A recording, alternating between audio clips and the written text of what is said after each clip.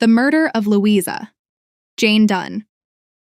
Louisa Jane Dunne, born Louisa Jane Jarrett in 1892, lived at 58 Britannia Road in Easton, Bristol, a working-class neighborhood known for its close-knit community.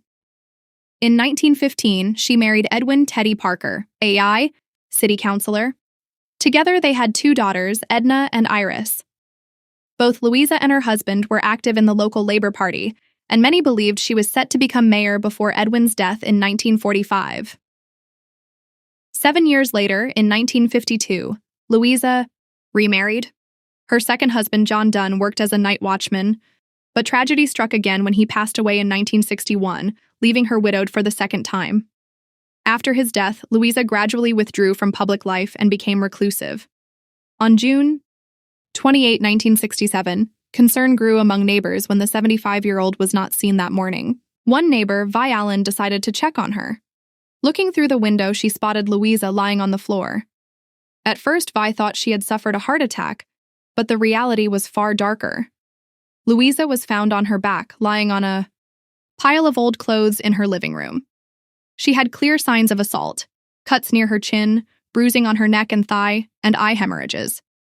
A forensic examination confirmed she had been sexually assaulted and died from asphyxiation, caused by both smothering and strangulation with a scarf. Experts concluded she had died sometime between June 26 and 28. The murder shocked Bristol. Police launched a major investigation, led by Detective Alois and his team. A palm print discovered on the window frame of Louisa's home became the central piece of evidence, triggering the largest fingerprint and palm print inquiry the force had ever conducted. In total, 91 officers were assigned to the case. They interviewed 8,000 people and took 1,317 witness statements. Despite this huge effort, progress was slow and frustrating. Tony Allen, the son of Louisa's neighbor, later recalled, "Mum climbed up onto the windowsill and could see her body on the floor. She got in through the open window. At first, she thought it was a heart attack. Obviously, it turned out differently. The night before her death, Louisa had left a friend's house with her final words, 'Good night. God bless. I don't know when I'll be seeing thee.'" Despite thousands of hours of police work, the investigation into Louisa Dunne's murder went cold. By the following year's inquest, an extraordinary 19,286 palm prints had been compared to the one found at her home. None matched. By March 1970, the once massive team of detectives had dwindled to just one officer working the case full-time. The trail had gone cold, and for decades the killer seemed to have disappeared without a trace. For 57 years, Louisa's case remained unsolved, until May 2023.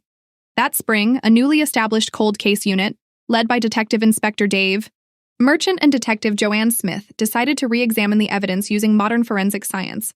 Among the items tested were Louisa's underwear and the blue skirt she had been wearing on the night of her death. The original semen swab taken in 1967 had long since been lost or destroyed. But on September 3, 2023, forensic experts made a stunning discovery. Hidden traces of semen remained on the back of Louisa's skirt.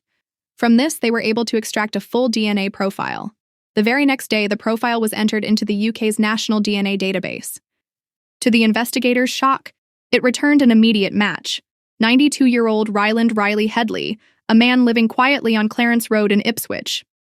Further tests, including hair recovered from Louisa's body, confirmed the match.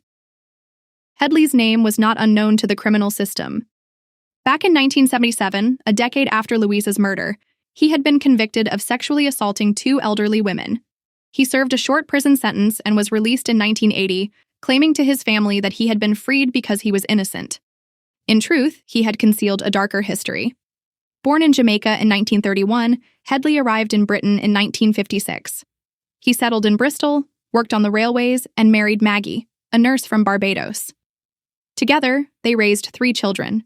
After Louisa's death, however, he moved away, first just beyond the original police search area, and later to Ipswich. From 1973 to 1978, while employed as a railway machinist, Headley committed a series of burglaries in the Ipswich area, totaling at least 10 known break-ins. His assaults in 1977 revealed his pattern, targeting vulnerable, elderly victims. To neighbors and acquaintances, however, Headley appeared to be a polite, quiet man. Even a local counselor who knew him in his later years once described him as a nice chap. Beneath the facade, he was a predator who had hidden in plain sight for decades. In 2023, Avon and Somerset police formally charged Headley with the 1967 murder of Louisa Jane Dunne. Too frail to attend court in person, he first appeared via video link at Bristol Magistrates Court. The case was then transferred to Bristol Crown Court, where his trial is scheduled to begin in June 2025. When the trial of Ryland Riley Headley finally began on June 16, 2025, it marked the culmination of nearly 6 decades of unanswered questions. Headley, then 92 years old, entered pleas of not guilty to both sexual assault and murder. The trial was expected to last 3 weeks. From the outset, prosecutors built their case around the power of modern science.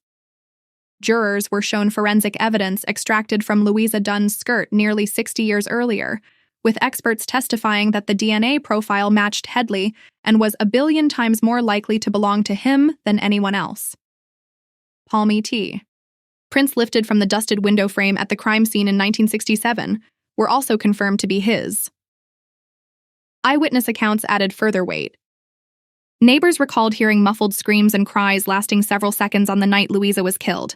Even the doctor who had originally pronounced her dead in 1967 returned to court to give evidence. The presiding judge, Mr. Justice Sweeting, delivered a damning assessment. The nature of these offenses demonstrates a complete disregard for human life and dignity. Mrs. Dunne was vulnerable. She was a small, elderly woman living alone. You treated her as a means to an end. The violation of her home, her body, and ultimately her life was a pitiless and cruel act by a depraved man. For Louisa's family, the trial reopened wounds that had never truly healed. Her granddaughter, Mary Dayton, now in her late 70s, read a powerful victim impact statement to the court. The death of my grandmother had a far-reaching effect throughout my family. I was 20 years old when my grandmother died. I am now almost the same age as she was when she was killed. Louisa's brutal death had a big impact on my mother and her wider family. I don't think my mother ever recovered from it. The anxiety clouded the rest of her life. She went on to describe her own struggle. It has turned my life upside down. I feel sad and very tired, which has affected the relationships I have with those close to me. I didn't expect to have to deal with something of such emotional significance at this stage of my life. It is only through counseling that I am able to cope and have the resilience to be in court every day. It saddens me deeply that all these people who knew and loved Louisa are not here to see that justice is being done. On June 30th, 2025, after less than 3 hours of deliberation, the jury returned guilty verdicts on both counts. The following day, Headley was sentenced to life imprisonment with a minimum term of 20 years. At 92, he became the oldest person ever convicted of murder in the United Kingdom. For the city of Bristol and for Louisa's family, justice had finally been delivered, though almost a lifetime too late.